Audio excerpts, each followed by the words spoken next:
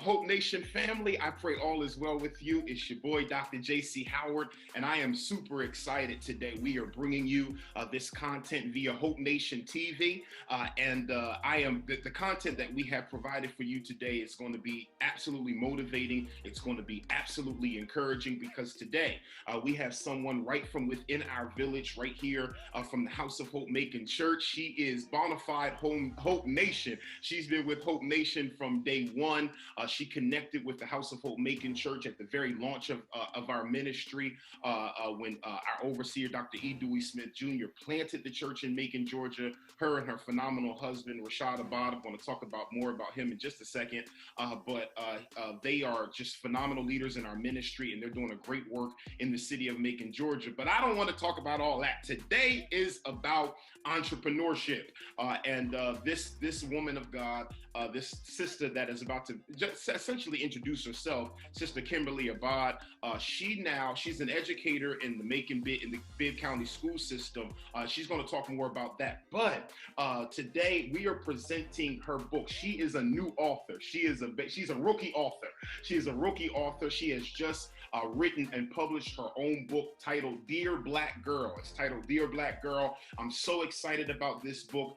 This is my own personal copy, Hope Nation TV. All right, so y'all can't have this one. This is for me. It's going in my collection. But I bought one for my daughter, who will be turning 18 years old in October. Y'all pray for me. I bought one for my daughter for her collection, and we've purchased copies for our entire youth ministry, for the young girls and our entire youth ministry. This book, although it is designed for young sisters, it's for any sister and brother. And so, Kimberly Abad, welcome to Hope Nation TV. We are so happy to have you. And first of all, congratulations on writing and publishing your new book, Dear Black Girl. And I'm excited it's a book for children, but this thing right here has a message for everybody. And so, Kim, do us a favor for those of us who aren't familiar with you personally, you hometown. And so most people on here checking this out or know you and are cheering for you, but tell us a little bit about your background and what got you to where you are today. Absolutely. First and foremost, thank you for having me here, Pastor Howard. Thank you so much. I am Kimberly Abad. I am from Macon, Georgia. I'm born and raised here in Macon, Georgia. Shout out Mactown. Indeed. I grew up here, the Bibb County Public School System. My roots are here. Abad is my married name, but I was a Lowe, Kimberly Lowe. So everything that I know, will continue to learn is all coming from here, my hometown, Macon, Georgia. So that is where I'm from. My roots, they're from here. Little Southern belle, little country girl. Yeah. So you're now an educator. But you and your husband are educators. And let me add this caveat. Shout out to her husband, Rashad Abad. That's my main man. He actually is the leader of our fitness ministry. Here it's called Hope Fit here at the House of Hope Macon Church and Hope Nation. We got to get back in the lab, Rashad. We got to get back in the lab real soon. But you are you're a passionate educator, but the Lord has opened up a new lane for you. And I'm excited about it. And like the doors are just opening left and right. You have now written and published your own children's book, Dear Black Girl. And it's certainly a direct kind of a book in terms of your audience, who you're speaking to, clearly. Although it's not limited to the Black girl. But tell us the process of what brought you here to write your own children's book, and give us a glimpse for those who haven't read yet. Give us a glimpse of what the book is about and how you came about putting it together. So, as I said, I never wanted to be an educator, but when I started teaching, I realized that young girls, and I've always taught high school, let me say that. Okay. I've always taught high school. And so I noticed that young girls would listen to me. They would come to me for advice. We would talk, we would converse with each other. And I realized that I was making an impact not even knowing that I was making an impact, just being myself. I would always tell the Lord, I want you to get a return on your investment, whatever that is. And I want to make sure that I'm doing what I'm supposed to do here on in this earth while I'm here. Yeah, yeah, Well, last year, everybody knows that we abruptly um, left school a year ago. March was a year. yeah. And I've just noticed that I've made connections. I've made connections over the years. Honestly, this book is not something that I haven't done. I've just put it on paper Okay. because I've always been just a mentor and a leader and just being who God has called me to be. So, Dear Black Girl, Equip, Empower, Enlighten does just that. There's this quote by Frederick Douglass. He says, "It is easier to build strong children than repair broken men." Talk, talk. And as I, over time, I've seen young girls in high school, and I'm thinking, oh gosh, if I could have just gotten to her when she was about 10. Oh Lord, if I could have just said something to her when she was about 8. Wow. And just, just wanting to dispel some things in the Black community amongst girls, to encourage. There is a light that I believe that every Black girl has in them. Sometimes it's dimmed even before they know it. Sometimes it's on and they don't know what to do with it. Mm. So I felt as if it was my job, my duty, my responsibility to make sure that the light is not dimmed. And when it's on, what do you do with it? So that is where Dear Black Girl came about. The age group is 11 to 18. That's what I had in mind. Again, building those strong children versus repairing them when they get older was what I had in mind when I wrote the book. Um, and so I address such topics as loving yourself, telling young girls love is not a feeling but a choice. You choose to love yourself every day, even when you don't feel like it. Telling young girls to be yourself, telling them to change the adjective. Somebody may call you something like bossy. Tell them you're a leader. Telling them that silence is golden, silence speaks volumes, getting them a mentor, just giving them different tools and nuggets to put in their toolbox. So, although I haven't experienced that yet, if I keep on living, I will, and I will have something to help me along the way once I experience those things. So, I mean, that is the premise behind Dear Black Girl. I want to equip them.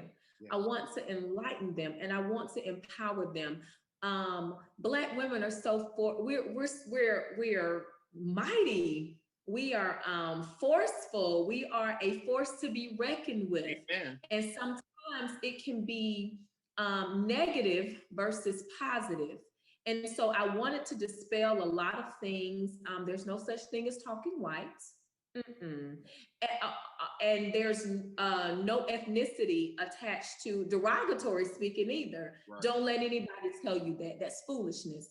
So those are the type of things that I want young girls to understand at an early age so they can spot the error along the way. That is absolutely phenomenal, and I think it's number one, it's brilliant because it's necessary. But number two, you said something, and you were really talking around, and I think it's in one of your chapters.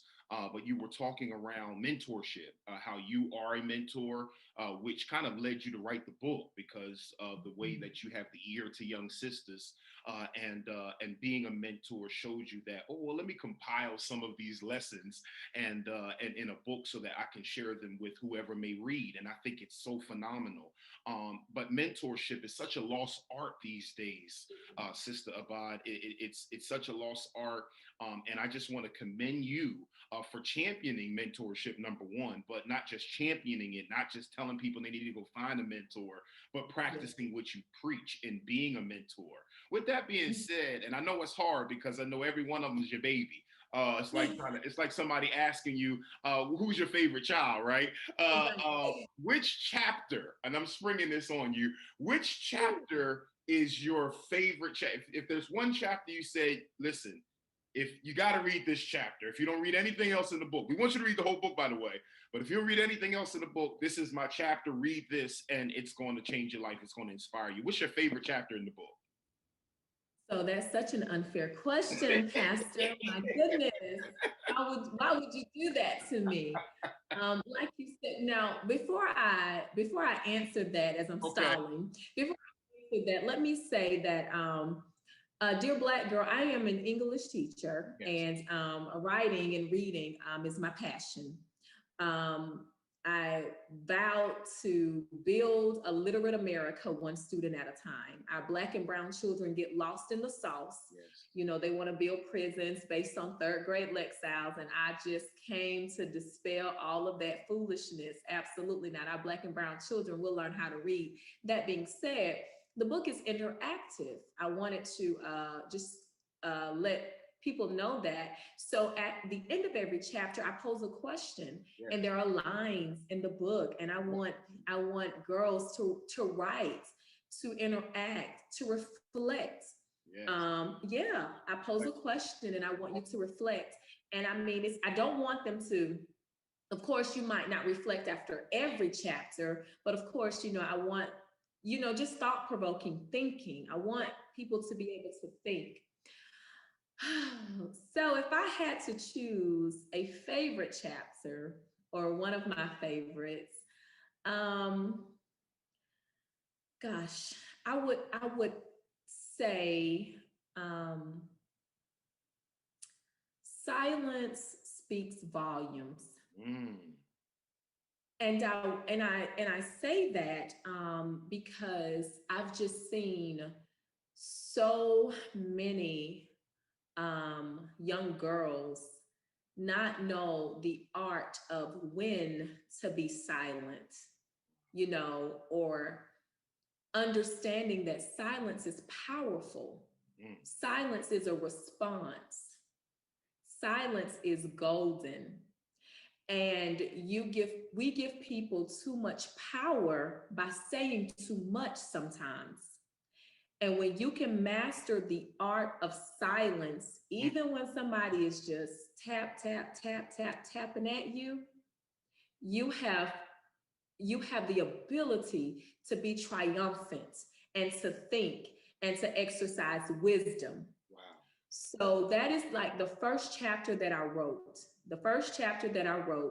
And I learned that over time with my mentor, because sometimes she would say, Kimberly, you need to be quiet. And it would offend me at first, Pastor. And then as I got older, I understood the art of silence and then when to use my voice.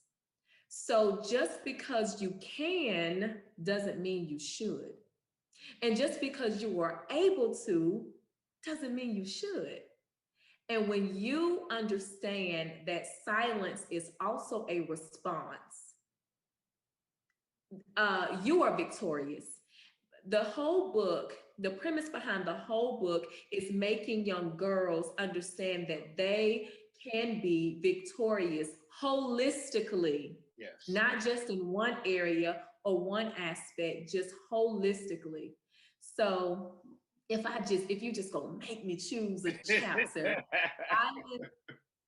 silence speaks volumes, because the art of silence, Pastor, is piercing.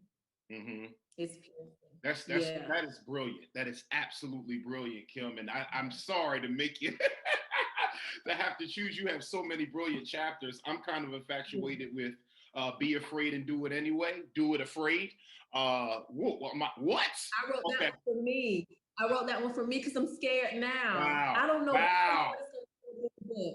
But listen, a prerequisite to doing it is not bravery. You got to do it. You can do it scared. Because like sometimes girls will say, but Mrs. Abad, I'm scared. I said, okay, well, still do it. Just do it afraid. That's not a prerequisite. You don't have to be brave to do it. You don't stop because you're not brave. You do it scared. Wow. Yeah. My mentor, Her name is leading lady Leslie Parrish Hurd down in Albany, Georgia. I've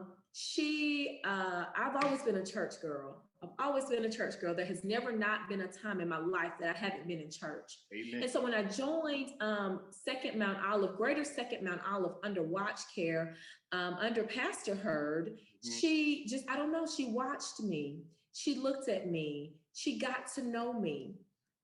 She was reachable. She was available. She was touchable. Yeah, yeah. And she just loved me. She loved me through a lot of things in life. And at almost 20 years later, almost 20 years later, she is still like my surrogate mother. Like she is my mother dearest. She's always chastised me out of love and held my hand and just, just spoke to me in love, which in turn, I know how to do that now. Now I know how to mentor young girls because of who she was to me, who she was and is to me. Wow. There's this amazing woman by the name of Oprah Winfrey. I think Oprah is absolutely amazing. I love me some Oprah too. I ain't gonna lie, I love me some Oprah. Yeah. So I have a chapter in the book that discusses that talks about readers make leaders. Okay. And I really want young girls to understand that read. Reading is fundamental. Yeah, absolutely. And if you want to be a leader, you need to be a reader. You have to be a reader. And I like Oprah because Oprah is a bookworm. She loves to read. She loves to, and just understanding different perspectives and schools of thoughts. See, when you can't adequately articulate yourself because you don't have enough words in your lexicon, then you start doing crazy things. Mm-hmm. No. You don't have to do all that. You can articulate yourself. By using words you don't know the meaning to, Kim. Or you have a book in one hand and a dictionary in the other. Yeah, absolutely. Pontificate. Pontification. And then, of course, I gotta give her a shout out. That amazing Vice President of the United States of America, my Sarah, the Kamala Harris. Indeed. I mean, she is Madam Vice President. Here. We are walking. I'm walking on glass because she's shattering ceilings, Pastor. She out here shattering these ceilings, glass everywhere.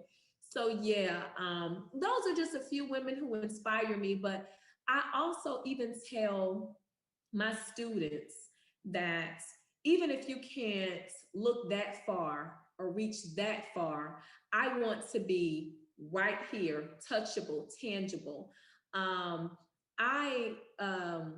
10 years ago, I traveled overseas to South Korea to teach English as a second language. One of the best decisions I've ever made. Awesome. And I tell students, it's like you don't have to read about it in a book. I'm here. You can go get a passport and you can do the same thing. So while you may never meet Kamala Harris, while you may never meet Oprah Winfrey, while you may never meet some of your sheroes, those famous sheroes, I want to be a living, breathing, ocular demonstration of those things that can be done as well. My sister, to this very day, she talks about her high school guidance counselor, Miss Washington. And I knew Miss Washington, but I wasn't aside. My sister, still to this day, she talks about this woman like she's still in high school because of the impact that this sister had on my sister. And I saw that. And so, although my sister was inspired, right, by the Oprahs of the world, it was Miss Washington, right, in the guidance counselor offer that really helped her formation the most. And so I think that is absolutely wonderful to be able to create that framework, aspire to meet the big names, but there are some big names around you. There's some big names around you and people doing big things. And so I want to just say salute to you again one more time, Kim, just for being a hands-on mentor to these young sisters. How has your faith really impacted the formation of this book? How has it kind of impacted your trajectory? And how did faith lead you to write this book? Because you said you did it afraid, which means you must have taken a step of faith. And so Absolutely. talk to me about that. So actually, when I started writing the book, I wrote the book. I started last year. Um, One of the things that I just, COVID has been horrible. Yes. The just COVID-19, just it has been horrible. However, COVID gave me, Pastor, the gift of time. I read something that said, if you don't leave this pandemic with some type of product, some type of new skill, it is not time that you need, it's discipline that you lack. Yes. So I wanted to use the time that God gave me wisely, to write the book. And so my faith, because again, I did it afraid. I knew God gave me this, but it was still like, but God, this is so simple. I'm not saying anything that I think is philosophically pioneering. I really want to help, but is this really going to help? And that amazing husband that he blessed me with said, Kim, you know what? You have to do this because God gave it to you first and foremost.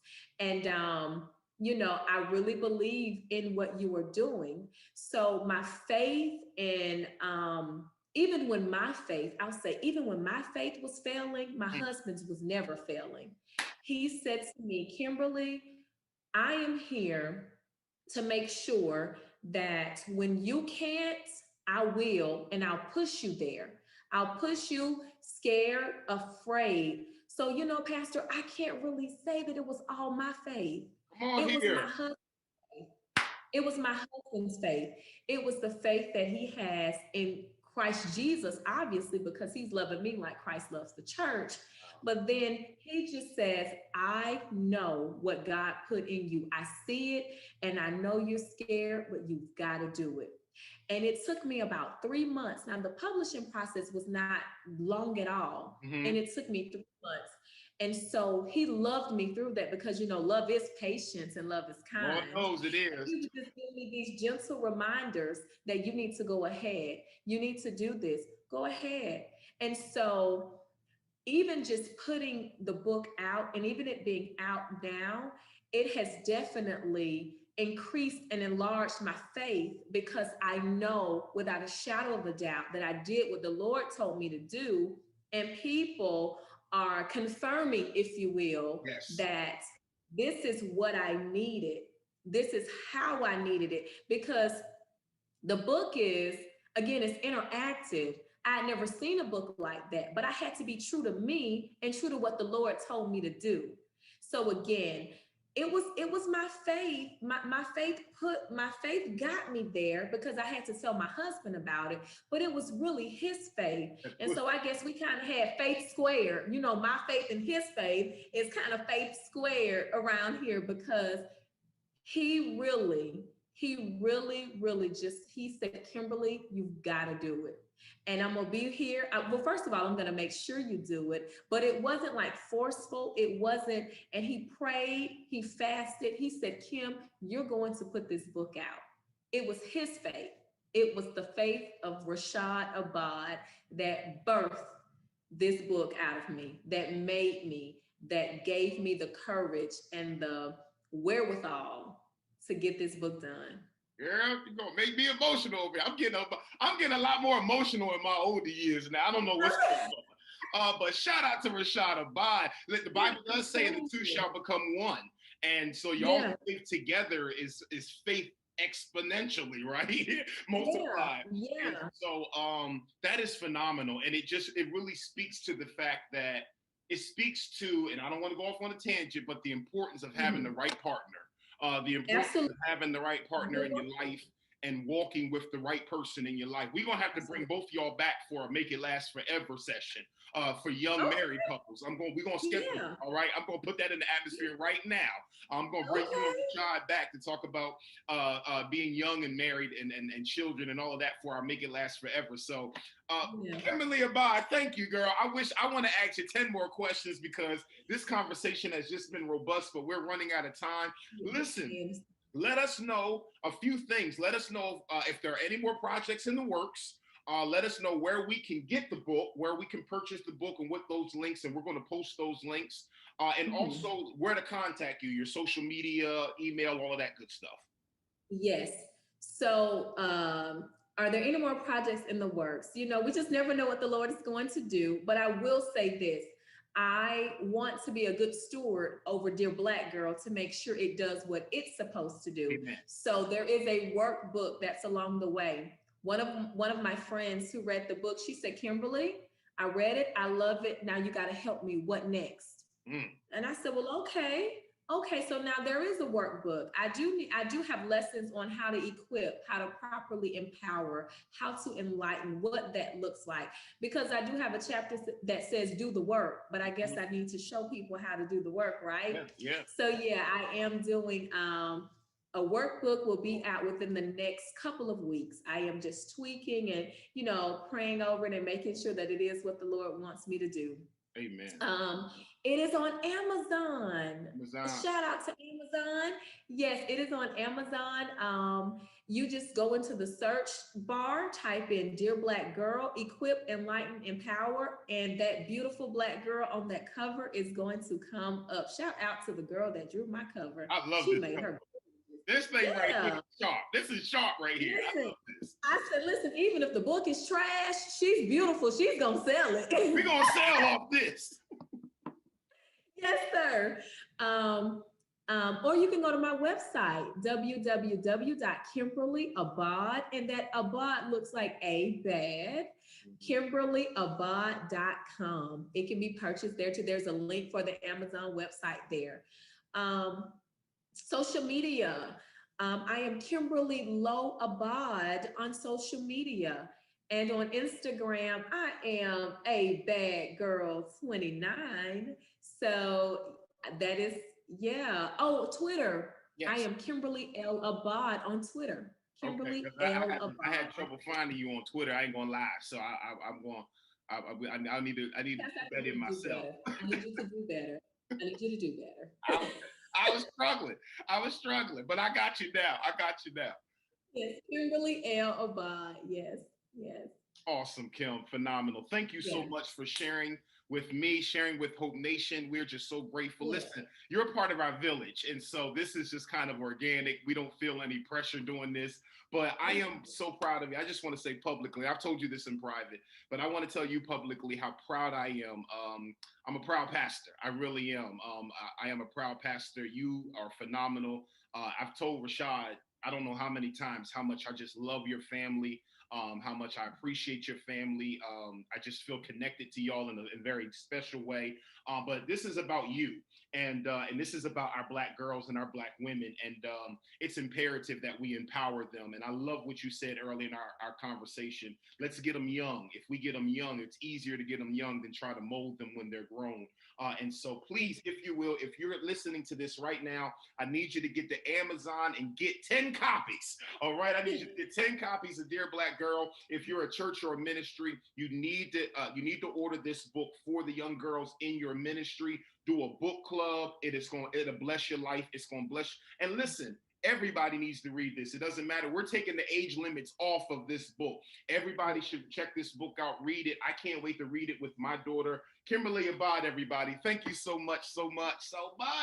You are absolutely amazing. We're praying for you and Rashad as you all are in the schools and everything like that. We certainly are praying for you, but we want to let you know that we love you from your Hope Nation family.